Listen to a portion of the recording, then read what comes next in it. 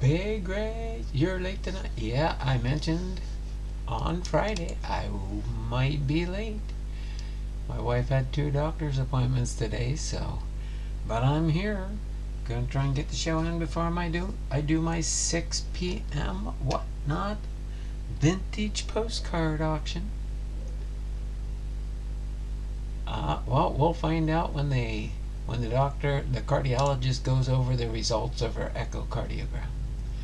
And she had her blood work done, and everything was good there, so that was good. Jay Thompson, what's up? Only here for a minute. Power's out. No problem, Jay. Thanks for popping in.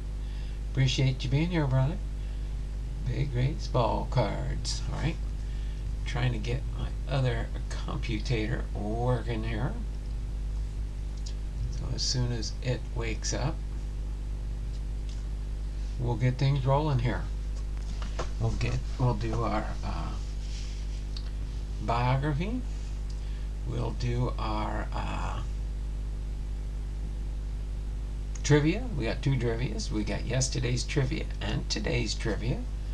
So that's the only thing I'll be doing between now and the end of the month for entries into the June/July giveaway. In case anyone's wondering there. That thing's being slow. Steve Griffith, hello from Texas. Steve, you're in Texas? I know you're from Pensacola. What, you going to a Rangers game or something? Just kind of curious. Or did you move to Texas now, Steve? Just kind of curious. But thanks for popping in, Steve. Paying us a visit. Appreciate you.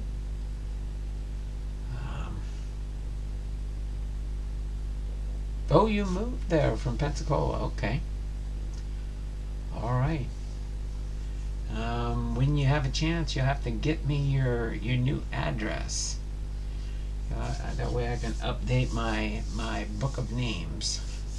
I'll update your address. Well, probably for a little while.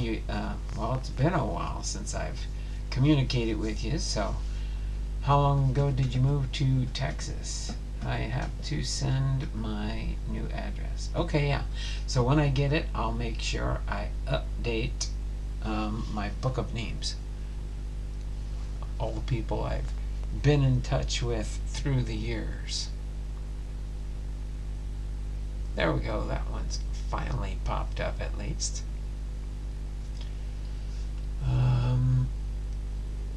Just finished storming here. Went outside and found 3 deer in the backyard area, so I didn't feed them, according to Iowa law. 5 minutes of footage going to YouTube soon. There you go, Jay. That's pretty cool. I always like it when we get deer in our neighborhood in the wintertime sometimes when they come in looking for some food. But that's pretty cool. Alright, without further ado, we're going to get things rolling along here for our trivia for today. And we will be doing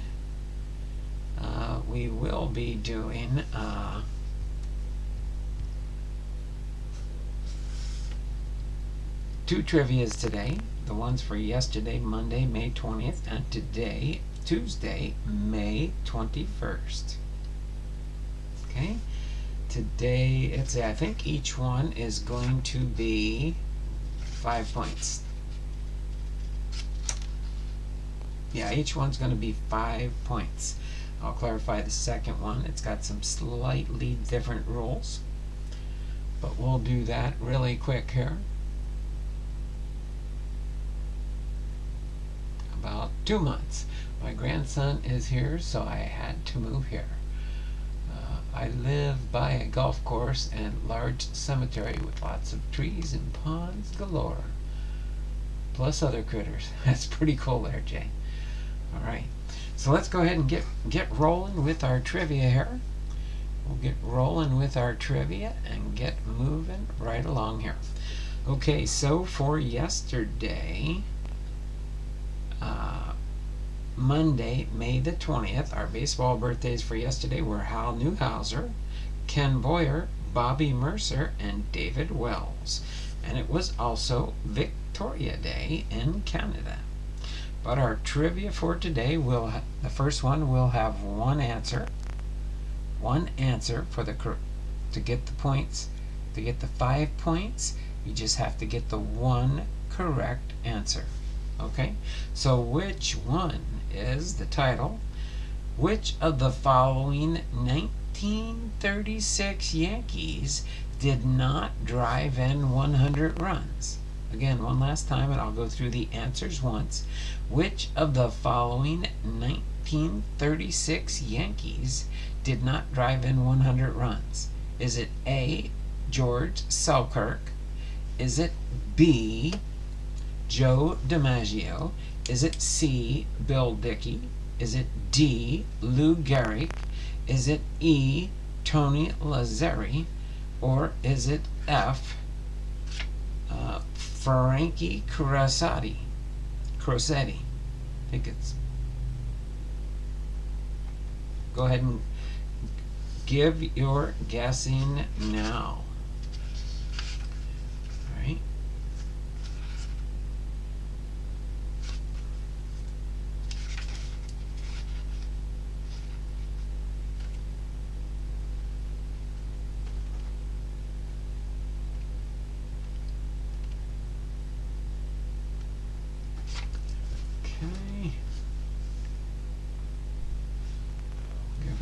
Or so. What do we got in here? We have look like 4 people in there. We got enough guesses. There we go. Big Ray's got it with Crosetti. Frankie Crosetti. Congratulations there, Big Ray.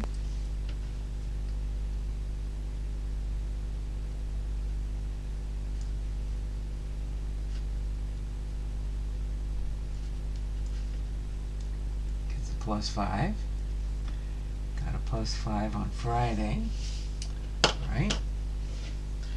So let me go through the answer on this one so that you guys will get it. Which of the following 1936 Yankees did not drive in 100 runs? It was Frankie Crosetti. F, Frankie Crosetti, the Yankee shortstop, had 78 runs batted in. But the Yankees were the first club to have 5 players with 100. They were Gehrig with 152, DiMaggio with 125, Lazzeri with 109, and Dickey and Selkirk with 107. These were the Bronx Bombers of the 30s, finishing 102 wins, 51 losses, and 2 ties, and 19.5 games ahead of the second-place Tigers, and winning their first of 4 straight World Series, an offensive juggernaut in 1936. They scored 1,065 runs, averaging 6.9 runs per game to their opponents. There you go. Now for today's trivia. God is great's in the house. How you doing there, Titus? Thanks for popping in. And yes, I'm a little bit late today because of the wife. She had two doctor's appointments today. Everything's going good so far. We'll wait until their cardiologist has a chance to read her echo and see how things are comparable to her last echo. All right, but baseball oddities will be our trivia for today. And there are 3 correct answers. The first person to get the 3 correct answers first will get 5 points. Okay? The first person to get all 3 correct answers out of the 5 will get 5 points. So baseball oddities. Which Cy Young Award winners were 6'6" or taller? Alright. So was it A, Justin Verlander? Is it B, Randy Johnson? Is it C, Roy Halladay? Is it D, CC Sabathia?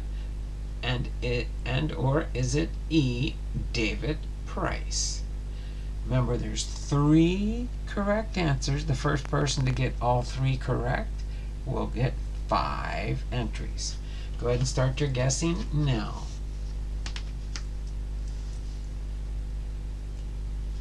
Alright, let me get a sip of water real quick. We literally just got in the door. I put everything away, checked the mail.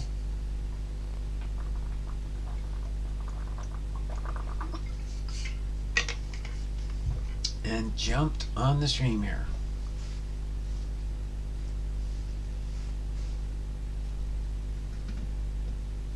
See, we have an A, a B, an E, and an A. We have an A, a B, and a D. Any more guesses?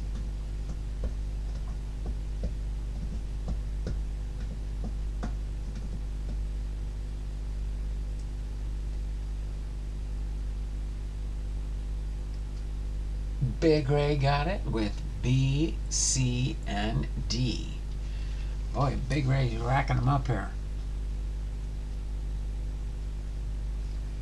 All right. So for the 20th and 21st, Big Ray, boy, you've got the last 3. You've got 15 so far, and Bernie's got 1 since we had the April-May giveaway. So let me go over our entries here. Tomorrow's will be 1 correct answer and be worth 5 points. But which Cy Young Award winners were 6'6" or taller? Again, it was Randy Johnson. Everybody knows him as the big unit, and he was pretty tall. Roy Halladay and CC Sabathia. So B, C, and D standing out at 6'10". Johnson won a Cy Young Award in 1995 and another 4 straight from 1999 through 2002. Halladay, at 6'6", won the award in 2003 and 2010. Sabathia, towing the rubber at 6'6", won the award in 2007 while pitching for Cleveland. So there you go. That's our 3 correct answers for that one. Checking Big Ray for performance enhancing drugs. Oh, sounds like Big Ray's got to go for a P test. Big Ray's got to go for a P test. Okay, so for today we are going to do Gaylord Perry's. We're doing Hall of Fame Biography episode 238, which is Gaylord Perry. All right, and then we had the baseball trivia times 2. And then question.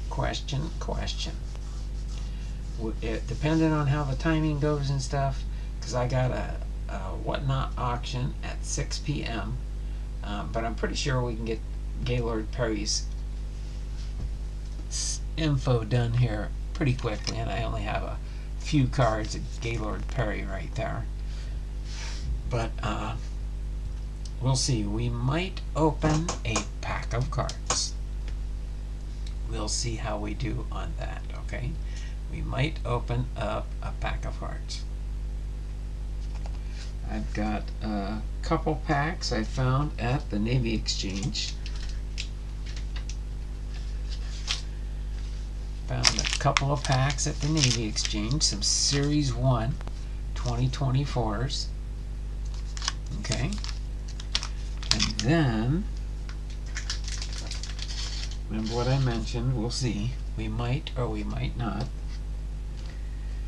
But we may start opening up this. I'm not going to do it all in one shot. We might do a pack a day, and eventually we'll get through all 17 packs.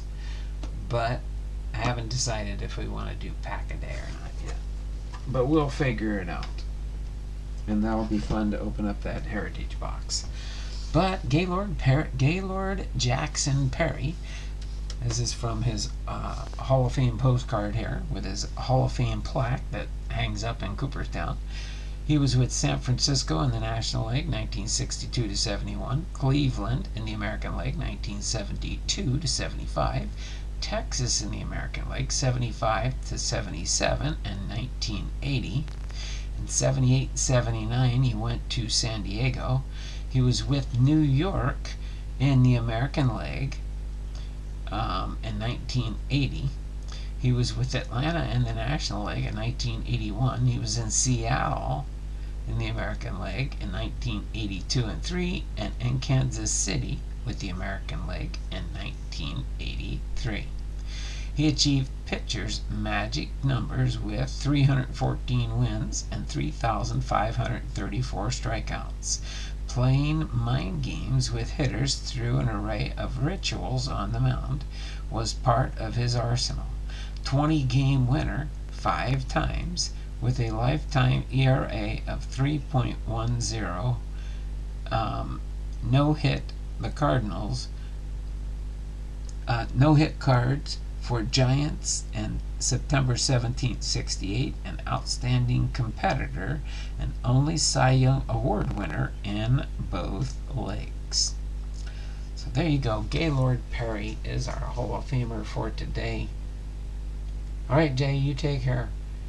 Probably gone already. That was 2 minutes ago, but his brother wasn't too bad either. Yep. Gaylord Jackson Perry was born September 15th, 1938. Passed away on December 1st, 2022.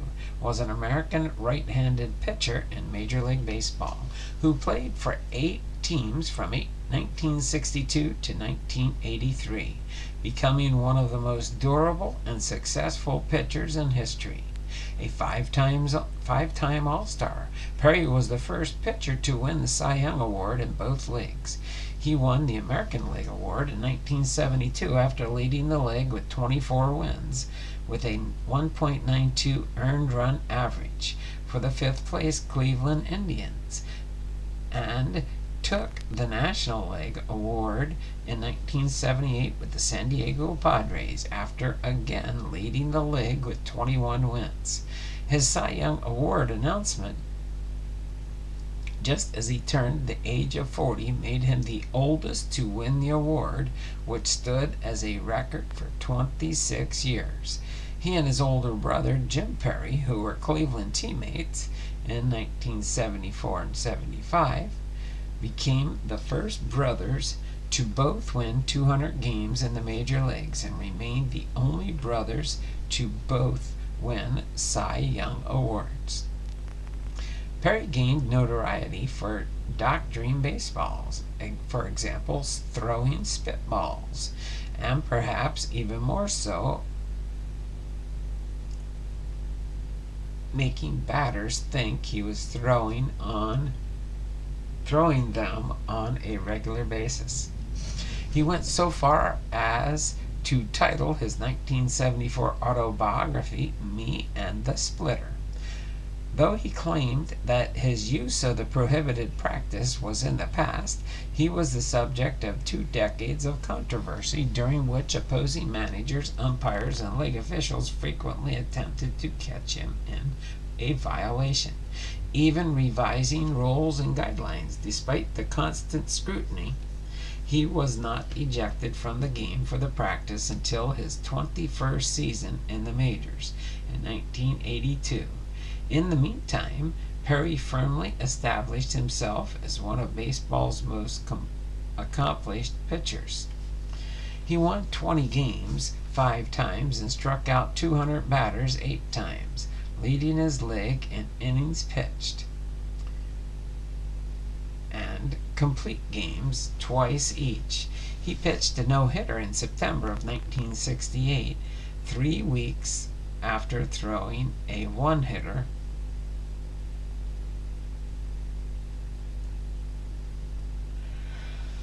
and also pitched 13 career 2-hitters.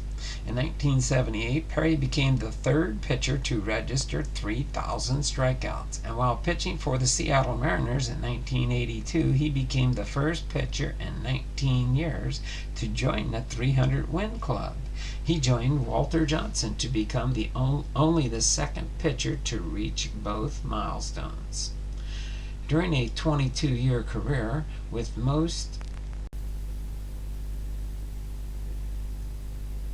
of its second half spent with losing teams. Perry compiled 314 wins upon his retirement. He ranked third in Major League history with 3,534 strikeouts, and his 690 games started placing him behind only Cy Young's 815. His 5,350 innings pitched ranked fourth. He had been in first right-handed pitcher since the 1920s to surpass 5,000 innings. He was the last pitcher to throw 300 complete games, and then was the 8th oldest pitcher to ever start a major league game. Perry was elected to the Baseball Hall of Fame in 1991 in his third year of eligibility, a delay widely regarded as resulting from his career-long controversies. As far as his early life, Perry was born in Williamstown, North Carolina, and named after a close friend of his father's who had died while having his teeth pulled. Gaylord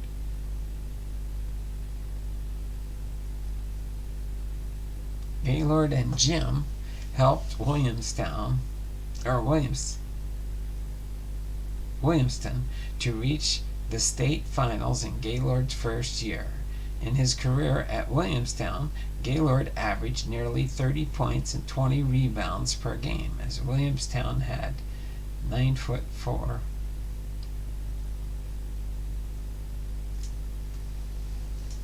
or had a 94-8 record. He would turn down dozens of college basketball scholarship offers. In baseball, Perry initially was a third baseman as a freshman, and Jim was the pitcher for Williamstown.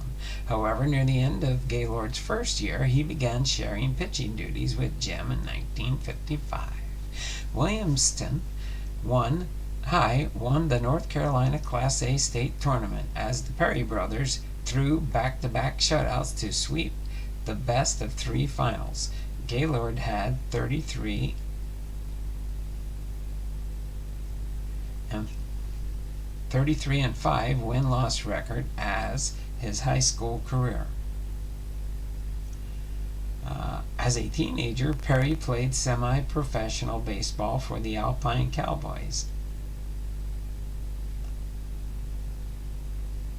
in Alpine, Texas. At WahtNot Field, Perry and his brother both attended Campbell University, where they played college baseball. As far as his pitching style, Perry claims he was taught the spitball in 1964 by pitcher Bob Shaw. Perry had a reputation throughout his career for doctoring baseballs and was inspected on the mound by umpires and monitored closely by opposing teams. On August the 23rd, 1982, he was ejected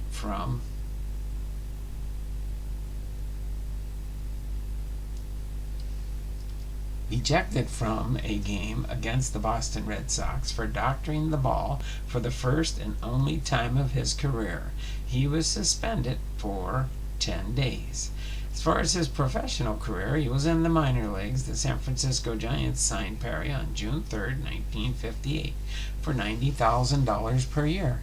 He made his professional debut in the 1958 season with the St. Cloud Rocks team in the Class A level Northern League, compiling a 9.5 record and a 2.3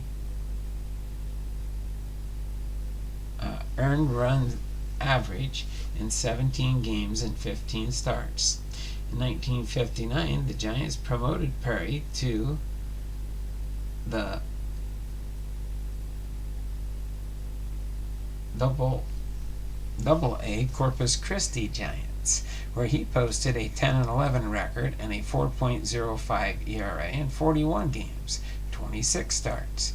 He remained with the franchise as they became the Rio Grande Valley Giants in the 1960 season, and he finished with a 9-13 record and an improved ERA of 2.82 in 32 games, 23 starts.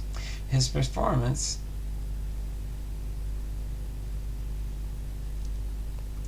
earned him to promote the AAA Tacoma Giants for the 1961 season at Tacoma. Perry led the Pacific Coast League in wins with 16 and innings pitched with 219 in 1951. Then we'll move on to the San Francisco Giants tenure.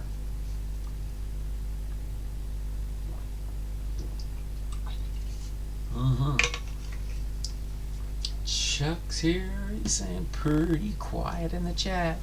God is great, saying Chuck. God is great, says Chuck. Chuck Dupree. Name sounds better.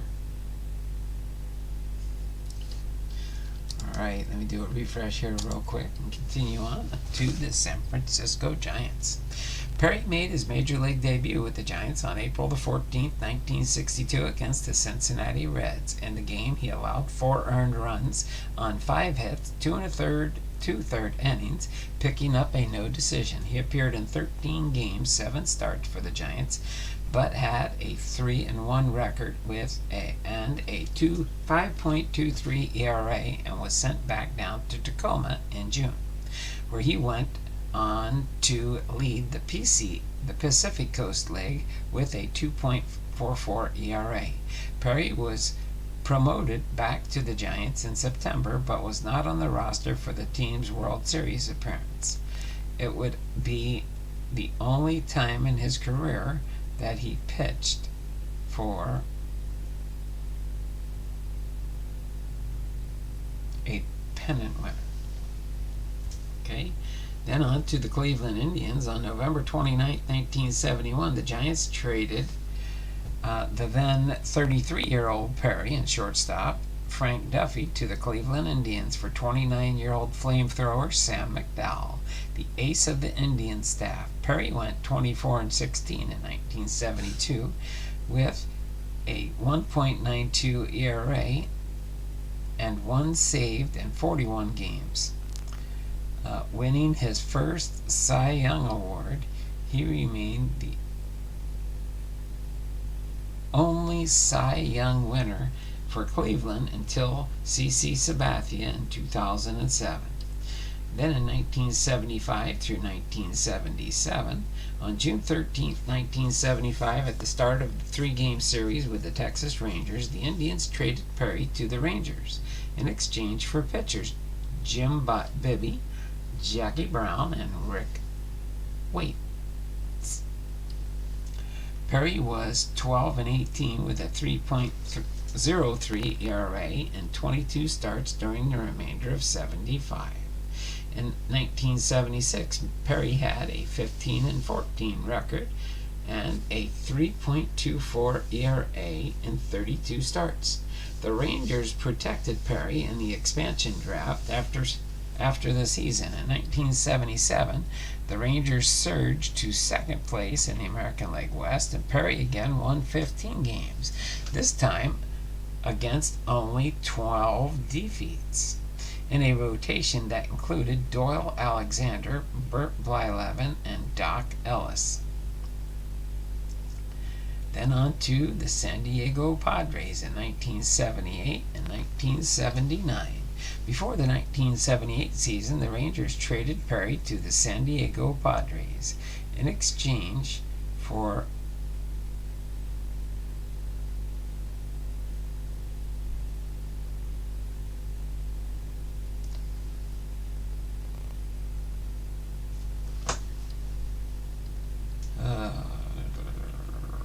where were we?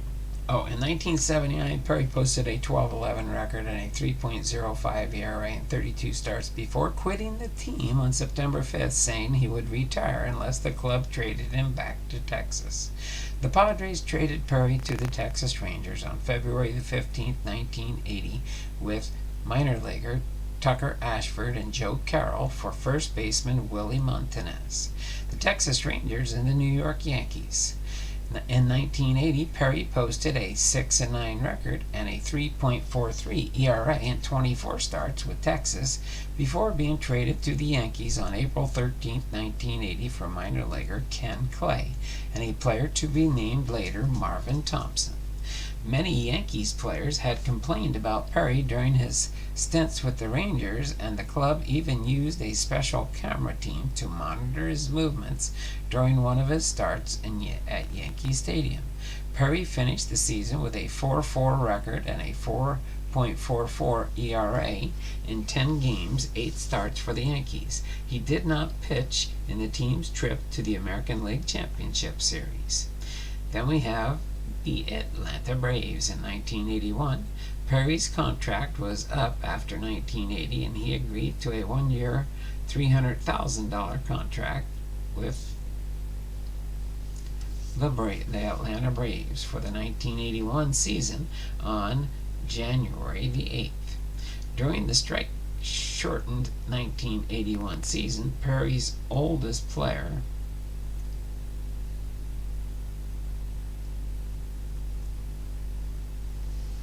leaving him 3 victories short of 300. Then on to Seattle and Kansas City in 1982 and 83. After being released by the Braves, Perry was unable to find interest from any clubs during the offseason and missed his first spring training in 23 years. On March 5, 1982, he signed a minor league contract with the Seattle Mariners, where he acquired the nickname Ancient Mariner. Perry won his 300th game on May 6, 1982, to become the first pitcher to win 300 games since Early Wynn did so in 1963. On August 23rd, he was ejected from a game against the Boston Red Sox for doctoring the ball and given a 10-day suspension. It was the second time Perry had been ejected in his entire career, and it was his first ejection for ball doctoring. After starting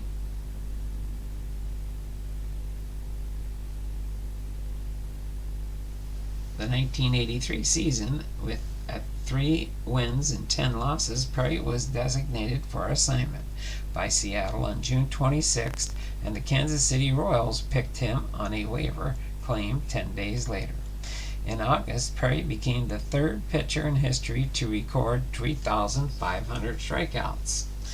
In the final months of the season, Perry experimented with a submarine delivery with the first time in his career and took a no-hitter into the 8th inning against the first-place Baltimore Orioles on August the 19th.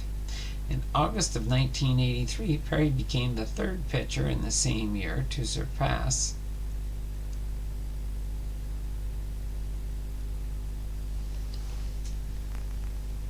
longtime strikeout king Walter Johnson's record of 3,509 strikeouts. Steve Carlton and Nolan Ryan were the others. Also in 1983, Perry was involved in the pine tar game against the New York Yankees. The game originally ended up when the umpires called George Brett out for too much pine tar on his bat, negating his home run and run from him and the Royals. Perry absconded with Bertz's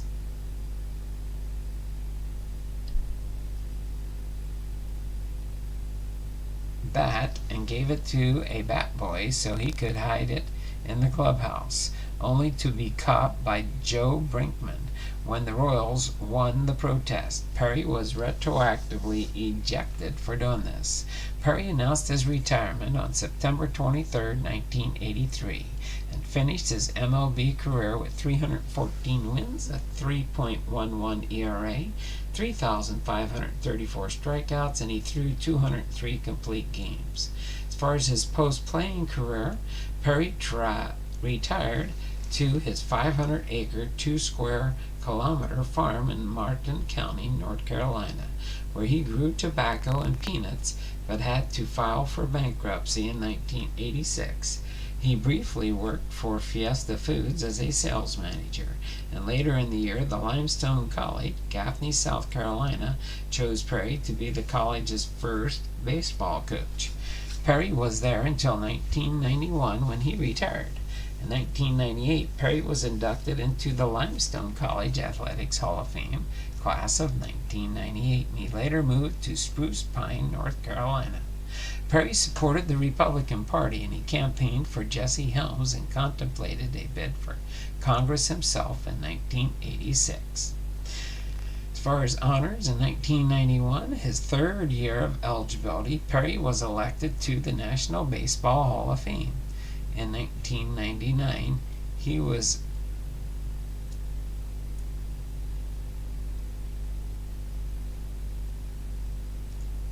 a finalist for the Major League Baseball All-Century team in 1998. The Sporting News ranked him 97th on their list of the 100 greatest baseball players. Bill James lists Perry as having the 10th best career of any right-handed starting pitcher, and the 50th greatest player at any position. On July 23, 2005, the Giants retired Perry's uniform number 36. Perry was inducted into the Bay Area Sports Hall of Fame on March 9, 2009. Perry was honored on April the 9th, 2011 at AT&T Park with a 2010 World Series ring, along with other San Francisco Giants greats Willie McCovey, Orlando Cepeda, and Willie Mays.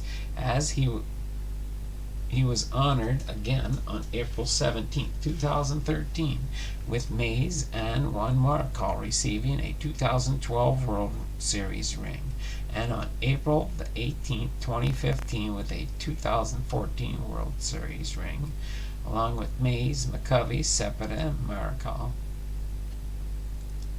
Invited Perry to throw a ceremonial first pitch before opening day for the 2015 season. On August the 13th, 2016, the Giants unveiled a bronze statue of Perry at the corner of 2nd and King Streets outside of AT&T Park. Then, as far as his personal life, Perry's wife, Blanche Manning Perry, died on September 11, 1987. When a car ran a stop sign and hit her car broadside on U.S. Route 27 in Lake Wales, Florida. Perry and Blanche had 3 daughters and 1 son. Their son, Jack, died of leukemia on June 18, 2005. In 1988, Perry launched the baseball program at Limestone College, now Limestone University, in Gaffney, South Carolina, and his son Jack was an inaugural team member. Jack was an accomplished pitcher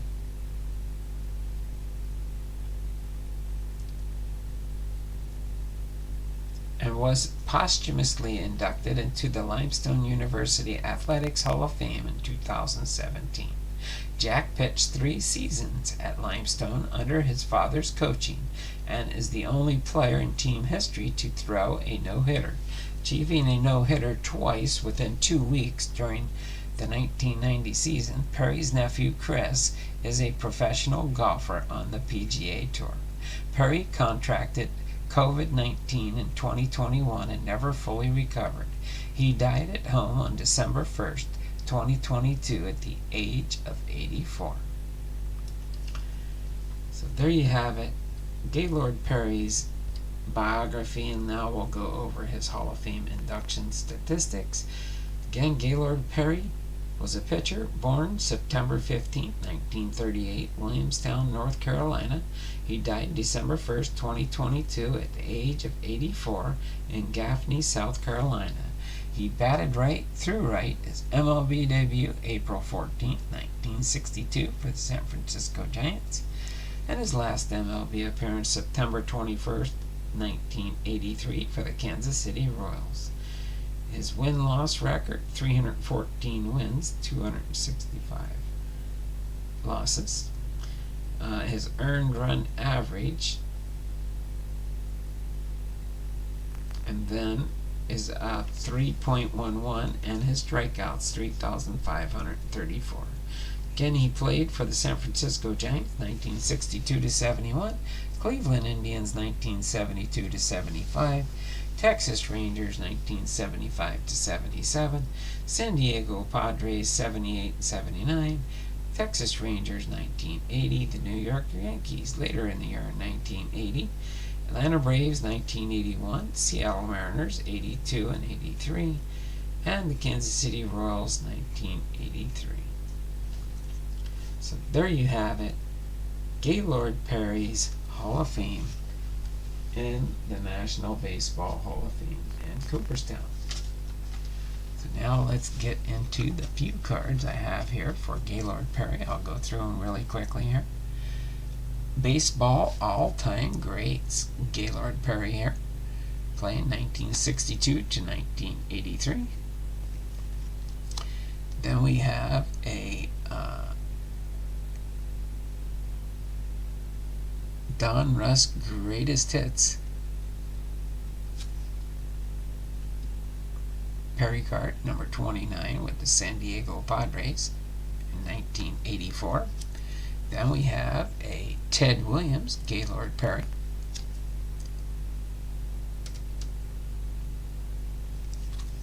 Then we have an action-packed Gaylord Perry here.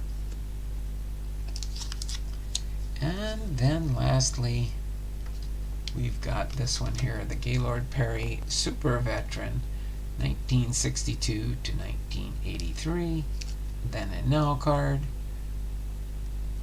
And then current as of 1983.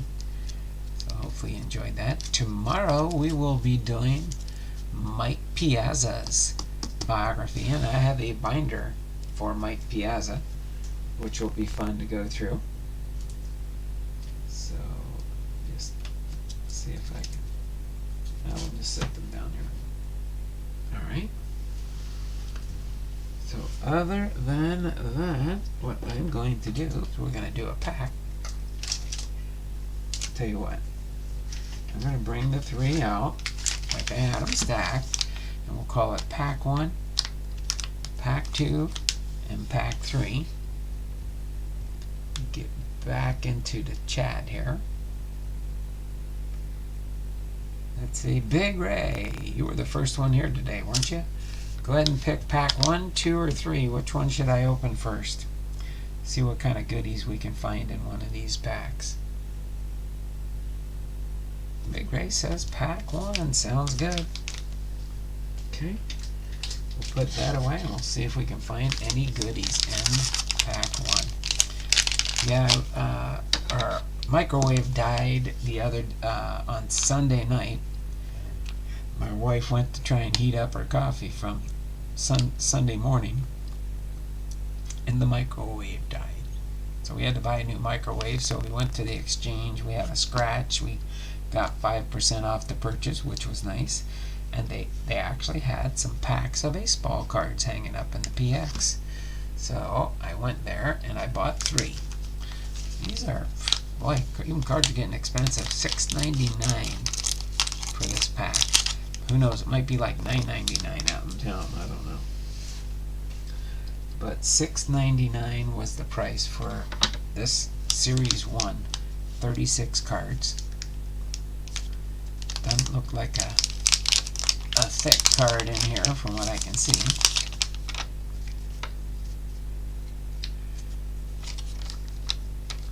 Just showing you it's empty. It's empty. Now let me just see if I can zoom in. I don't know if Titus, are you at the hospital with the kids? Oh, zoom. Chuck says 4. We don't have pack 4. No pack 4. Sorry, not today. Alright, so let's see who we can find here. We got Spencer Strider with the Braves. Spencer Strider with the Braves. Then we've got Nick Fortes with the Marlins. We've got Jordan Romano with the Blue Jays. Then we got Abner Uribe with the Brewers. Rookie card. I'm going to set the rookie cards aside because I'm doing something. They'll go in my rookie boxes. Griffin Canning with the Angels. Freddie Freeman with the Dodgers. Okay. Then we got Josh Lowe with the Tampa Bay Rays. We got David Hamilton with the Red Sox. We've got Quinn Priester with the Pirates, rookie. We got Alex Bregman with the Houston Astros. We got Goldie Paul Goldschmidt with the Cardinals. We got Coco Montez with the Rockies. We got Kyle Bradish with the Orioles. Oh, sorry, I was leaning back too far. Then we got Joe Ryan with the Twins. We got Danny Jansen with the Blue Jays. We've got National League Los Angeles Dodgers team card.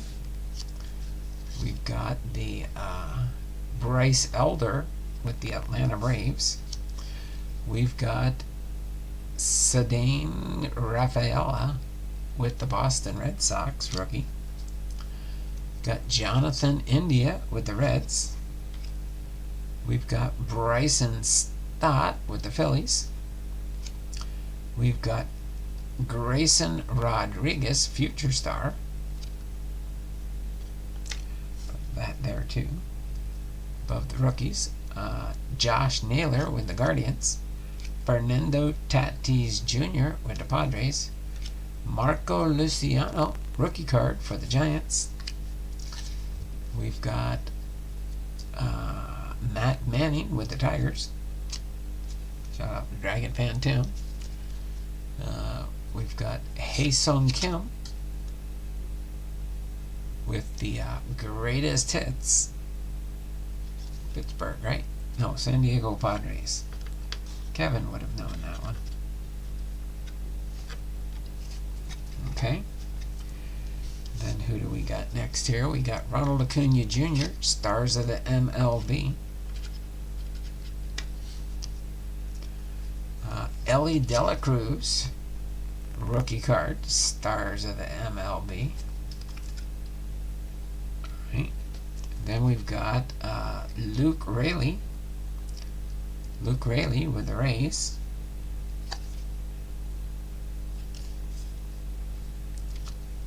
Then we've got the Houston American League Astros. We got the Jorge Mateo with the Orioles. We got Byron Buxton with the Twins. We got J.D. Davis with the Giants. Evan Carter, rookie card for the Rangers. Michael Harris II with the Atlanta Braves. And our last card, Freddie Peralta with the Brewers. So nothing earth-shattering in these cards. Didn't find anything super spectacular. Except for, we did find a couple of rookies here. The Evan Carter, Marco Luciano, Ceddanne Rafaela, Coco Montez, Quinn Priester, David Hamilton, and Abner Uribe. We did get one rookie in the Stars of the MLB, along with Ronald Acuna Jr. We did get another good insert, Hae-Sung Kim. Pretty cool looking card. The way it shines in the coloring for the Padres there. And then we did get a future star card for Grayson Rodriguez. So nothing to write home to mom about. A few cards for different separations that I do. And that's about it. Oh, these packs usually run $9.99 in the stores. They call them jumbo packs, 36. Yeah, the exchange usually has pretty good deals for the military, and they don't try and make a profit. That's it. So the stores are probably marking them up, and they're probably getting them from Tops or Fanatics or whoever. I never even thought to look on the back of these. Does it say Tops on the back? Still does say Tops, but I would think somewhere in there they probably got Fanatics hidden. Would not surprise me. Okay. So other than that, if you guys got nothing else to do, you can stop by, check out my WhattNot sale later. I'm going to be doing postcards. I'm going to show you a little sneak peek of what I'm going to do. Going to be doing postcards. This is like an old postcard of Plymouth Rock in Massachusetts. Okay, and this card is postmarked on the back 1907. So this card's what, well over 100 years old. 720. Oh yeah, 120 years old, roughly. But yeah, so that's Plymouth Rock. This one here says, entertaining angels unaware. This one is postmarked October 27th, 1910 in Michigan. And then here we go. This is a nice one. Washington Monument, Washington, D.C. Again, this one is postmarked, probably a little bit newer. 1936 on this one, but it's postmarked in Washington, D.C., which is kind of neat. Okay. And then we've got Washington Mansion, Mount Vernon, Washington's Mansion in Mount Vernon. This one is postmarked 1939. This one is M565 Department of Agriculture and Annex in Washington, D.C. This one is not even been used. This is just but it's from that same era. Here's another one, Pan American Union, Washington, D.C. This one's another new postcard, not used. Okay. Then another one here, we have the U.S. Department of Labor in Washington, D.C. Not used. So some of them are used, some of them are postmarked. This is the White House in Washington, D.C. That's another White House and another White House. I believe these are both the same, but on the back they're postmarked differently.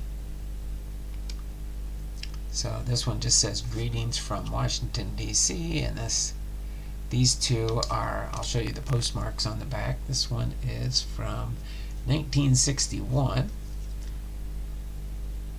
This one's from 1959. So that's the same postcard, but from postmarked 2 different years. And you get the old 1 cent. Oh, these are 3 cent stamps, but most of the older ones I have that I'm going to be going through tonight most of them are from the early 1900s, which are pretty cool. And they even have the ones that were filled out. It says the information there. You got who it went to, and Val Prairie, Indiana. 3 cents postage back in the day. Now postcards are even getting up there in price, what first class stamps used to be for a letter.